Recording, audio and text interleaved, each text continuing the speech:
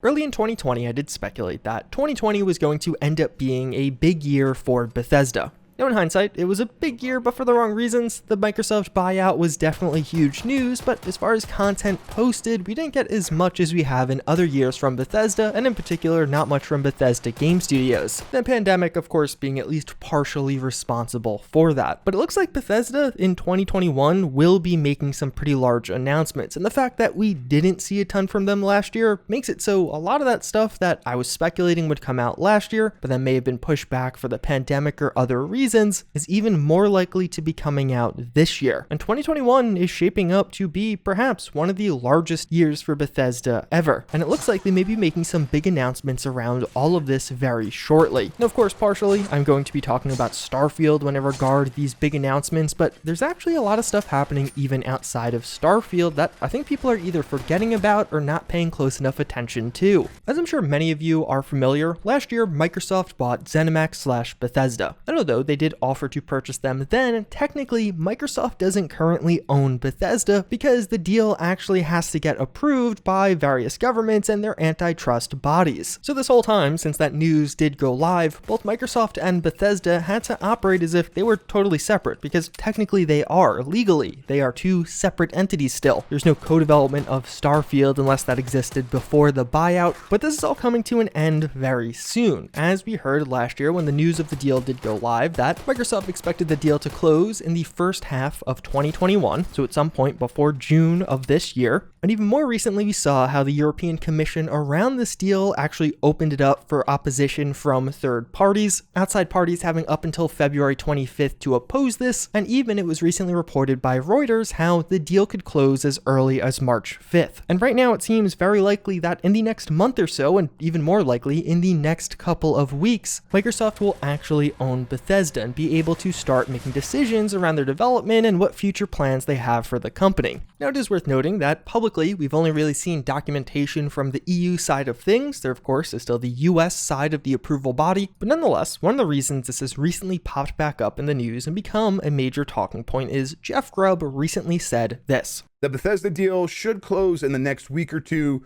Do you think Microsoft will have an announcement/event regarding Bethesda future within Xbox when the deal is official soon after? Yes. So I was I saw this in Discord when he asked that. So yeah, if you want to ask questions, you can ask us in Discord or during the show. Glad someone asked that because it's like gives me a chance to talk about it. I think they're going to have an event for this. My understanding is this is like, leading up to E3, like what's going to be happening.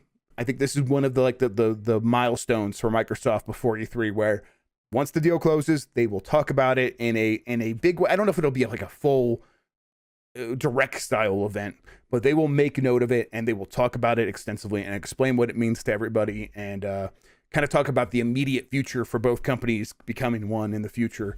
So yeah, expect that to happen sometime in mid-March, I would expect. So yeah. That's a snippet from his podcast. If you want to listen to the full thing, I will have a link down below in the description. But more or less, Jeff Grubb is an industry insider who definitely has had information about things before they've happened in the past, and he seemingly has heard that there could or very likely will be some kind of event after this Microsoft Bethesda deal closes. Which does make sense. Microsoft actually coming out and saying what they are going to do with Bethesda. There's been a lot of unanswered questions around exclusivity, release dates, etc.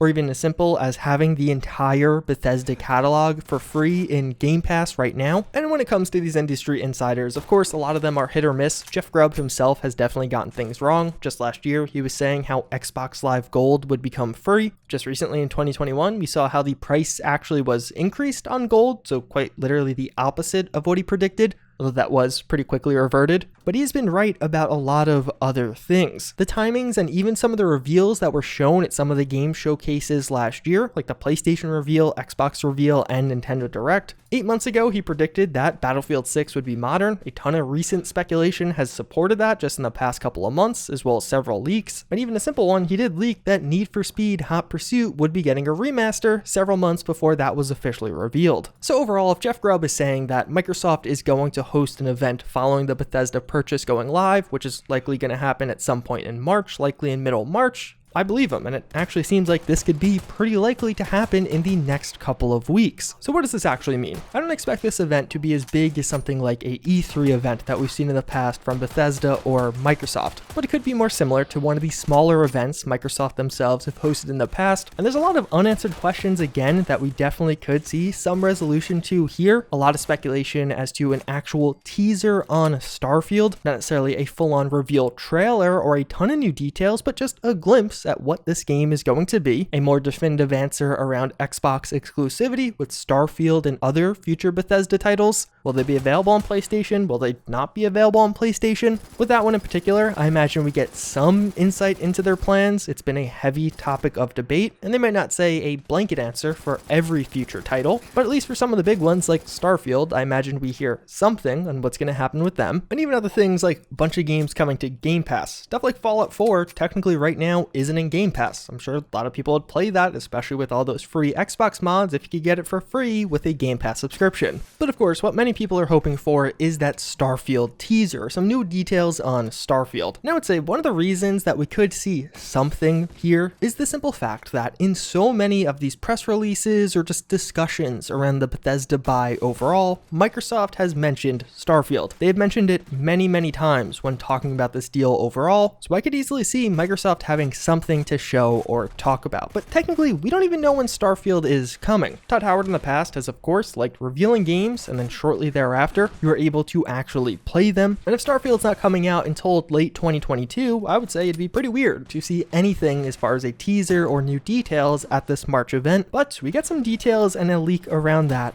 also. And to me, this is actually the far more interesting of the two leaks on the topic, as we recently heard from another insider, Nathan Drake himself, aka Nate Drake on Reset Era, this actually being a comment on the post discussing the previous Jeff Grubb leak we were talking about. There's been a strong hope and desire to have Starfield launch this year. How major the impacts due to COVID have been on the title is anyone's guess, but 2021 was the intended goal for the release as of a few months ago. Right, I'm not saying it'll 100% for certain happen, but as of late last year, I was hearing the goal was to launch this year, that being 2021, but it is a Bethesda game and delays or issues may arise to prevent the release from coming. So at first glance, this probably seems like nothing. Great, another random on an internet forum with supposed inside sources about what's happening next, but this actually may be one of the most exciting leaks around Starfield yet, because Nate Drake, although not having a perfect track record, has a pretty phenomenal one. He has been leaking stuff all the way back to 2016 with the release date of the original Nintendo Switch. And since then, he has predicted Nintendo releases with extreme accuracy. Games like Burnout Paradise, Apex Legends, Plants vs. Zombies, many of the Nintendo Direct reveals from last year, he correctly predicted ahead of time. And although you, like me, may not be as familiar with him, if you're not someone who follows Nintendo news too closely, he is extremely well regarded for good reason, because he, for the past 5 years now, has been correctly predicting, aka leaking stuff. So when he says Starfield is coming in 2021, or rather was planned to be released in 2021, last he heard in late 2020, I have a lot of faith in that particular prediction slash leak. And even a little bit more evidence that this could be real with that late 2020 timing. It's been pretty well documented now that Bethesda at the end of each year, just before the holiday break, actually has their own little internal E3 conference. So several correct leaks in the past actually got their information at the end of the year, because each of the studios in the wider Bethesda net is basically showcasing all of the work they've done and perhaps sharing details to the rest of the company.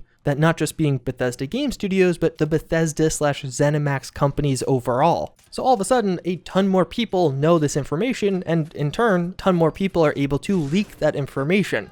So considering he cites his information as coming late last year, I wouldn't be shocked if that's the original source of it. Somebody working at Bethesda who saw the internal E3 conference, and via that heard that Starfield was being targeted for 2021. So of course, that's subject to change with the Microsoft buyout, with the ongoing pandemic, and even with Nate Drake himself, he has a good track record with Nintendo, but he hasn't made many leaks on other companies as far as I could find. But of course, if Starfield actually is releasing in 2021, the likelihood of a teaser at this hypothetical March event definitely seems a lot more likely. I would still say it's 50-50 that we could see nothing or just a mere mention of Starfield, or perhaps even how it will be exclusive or won't be exclusive, but not actually getting any new details outside of that as far as a trailer, images, or even gameplay details. But there also has been quite a bit of speculation among fans that Starfield could feature a longer marketing cycle. With Fallout 76 and Fallout 4, we saw the first reveal/teaser in late May or early June, and then a release in that November of the same year. But before that, Bethesda actually had longer teaser cycles. With Skyrim, it was actually a full year between the initial teaser and the eventual release. Still short compared to most other games, but the speculation among fans is, considering it's a new IP, there's going to be a lot more to explain or establish with the world and the lore. They could take a longer time to actually explain that all. Or even that Bethesda needs to actually sell the public on this game more. I'm sure there's many of us that will just buy the next Fallout game regardless of what they show or don't show. I think they were actually banking on that with the most recent one, Fallout 76. But with Starfield, we don't really know much. It doesn't have that established brand legacy, and although Bethesda Game Studios' name itself carries a lot of weight and a lot of people buy whatever they put out,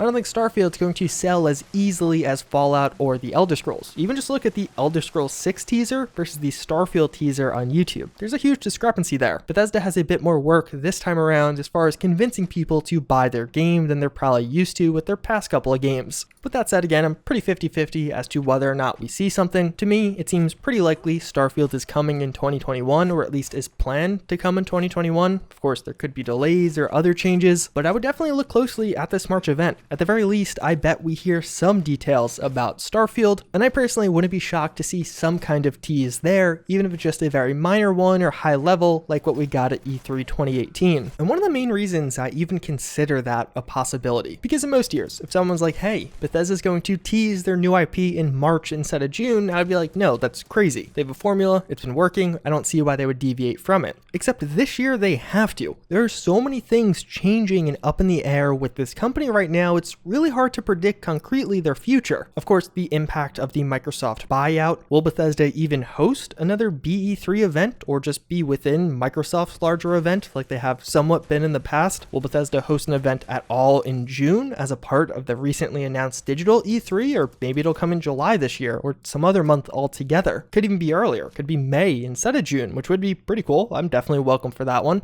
This is their first new IP in over 20 years. Does a new IP change their marketing plans? Are they going to stick to the same formula or try something different? And of course, the impact of the pandemic on all of this. No in-person crowds, the event being fully digital. All of this makes me wonder if a March teaser is possible because there are so many other things changing. I wouldn't be shocked if maybe they just take a different approach this time. In a typical year, we could predict almost down to the day when a Starfield teaser would likely be releasing. It would likely be on June 3rd, and perhaps this year it'll be the same. I'll definitely reference back to this video come June if I was right. But whether or not we get a Starfield teaser at this March event, Bethesda is almost certainly going to have a pretty big year. Of course, Starfield itself, whatever ends up happening with this, but something else that I think will come as a surprise to many is a Starfield mobile. Bethesda has seen massive growth over the past 4 or 5 years, and back in 2018, Todd Howard said he always wanted Bethesda working on a mobile game. Thus far, we have Blades and Fallout Shelter, but recent job postings show Bethesda Game Studios Montreal, the studio that worked on those 2 other mobile games, apparently has some kind of unannounced new project on the horizon, and Starfield Mobile or some other new mobile game from the studio seems pretty likely to be coming out this year.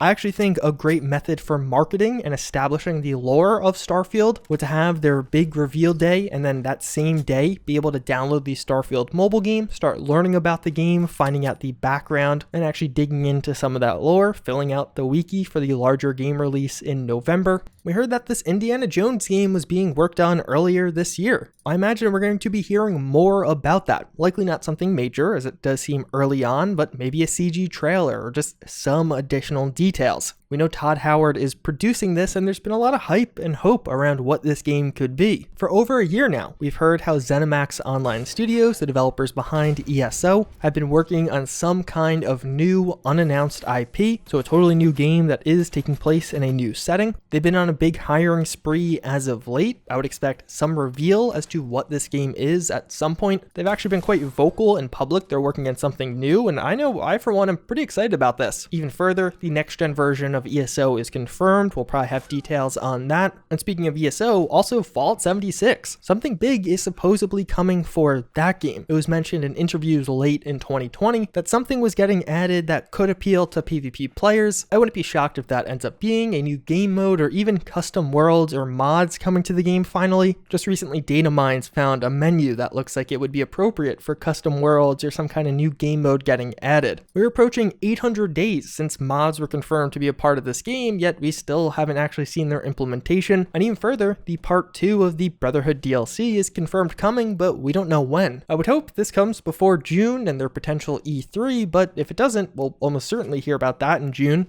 Also, a next-gen version, if that's going to be a thing. We haven't heard any details on a next-gen Fallout 76 thus far. Two of the interesting ones to consider are what happens with Ghostwire Tokyo and Deathloop's DLC. These are not actually coming to Xbox, at least for the first year. They'll only be on PlayStation and PC, and that deal with Sony was actually made before Microsoft purchased Bethesda. So you have to wonder what kind of impact this will have on things like Deathloop DLC or even Ghostwire Tokyo gameplay or marketing material at a Microsoft-controlled Bethesda event. You could definitely see that creating some kind of shift around how those games are handled. Roundhouse Studios is a more recent addition to Bethesda, this being a mobile developer. They've apparently been working on something since 2019, but we have no idea what thus far. We could see more Doom Eternal DLC. We could hear news on Wolfenstein 3 potentially, although I think that's still a few years out, and I wouldn't personally hold my breath, but it is going to be the 10th anniversary of Skyrim, so perhaps a remaster or a more proper remaster. And this is all without even mentioning some of the hypotheticals like Hi-Fi Rush, a recent trademark from ZeniMax/Bethesda, and even Spy Team and Giant Monster News, two older trademarks that are just continuing to get renewed. One of those could end up being that new ZeniMax Online IP or something new entirely from a different studio. Last year we saw something weird from Bethesda. They didn't really host their own E3-esque event. We got QuakeCon, they were at the Sony conference, but they never had that big BE3 that many of us were hoping for. And I think in hindsight, that's just because they didn't have that much to talk about. It wasn't a bigger year for Bethesda compared to past years like 2018 or even 2015. Early in the year before the pandemic, Pete Hines said on a podcast that BE3 that year would be different. Bethesda were mixing it up. I think this was because they didn't have as much to show, but based off everything I've talked about thus far, I think it's pretty clear that 2021 is shaping up to be a pretty big year for Bethesda. They have a lot they could potentially talk about and even reveal to the world. And I think for that reason, we will see them return hosting their own E3 equivalent. It may not actually be E3 this year, but some kind of summer conference. Likely some of those trailers will also be at the Xbox show, but I think Bethesda's got enough to do their own thing. With that said, hopefully you guys found this one informative. I think we got a lot on the horizon for this company and perhaps even some new details in the next few weeks. I'll without a doubt be keeping you up to date if you want to get subscribed. But with that said, I thank you all again for watching, and I hope to see you all next time. Later.